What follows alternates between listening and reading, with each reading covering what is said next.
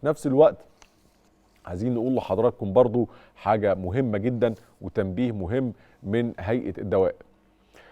طبعا ده موسم بقى البرد والانفلونزا والكحة والسعال معروف تغير الجو. ممكن شوية يبقى الجو شمس بالنهار فالواحد يقلع لو جاكيت ولا حاجة بيقلعه، فلا قدر الله تيجي لطشة برد ولا حاجة يبتدي كحة يبتدي الكلام ده. فاحنا كلنا متعودين نعدي على الصيدليه واحنا مروحين، او ان احنا نكلم الصيدليه والله انا عندي كحه فلو سمحت ابعت لي اي دواء كحه مناسب.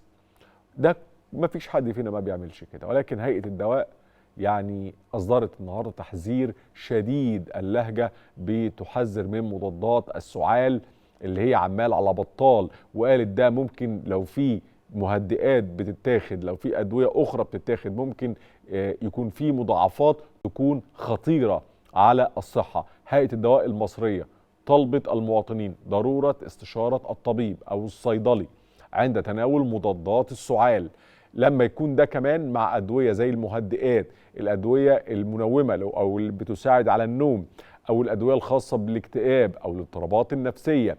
الهيئه النهارده اصدرت منشور توعوي، قالت لازم نستشير طبيب لو بناخد مهدئات او منومات او اي ادويه ليها علاقه بالاكتئاب والاضطراب النفسي واحنا بنطلب دواء الكحه.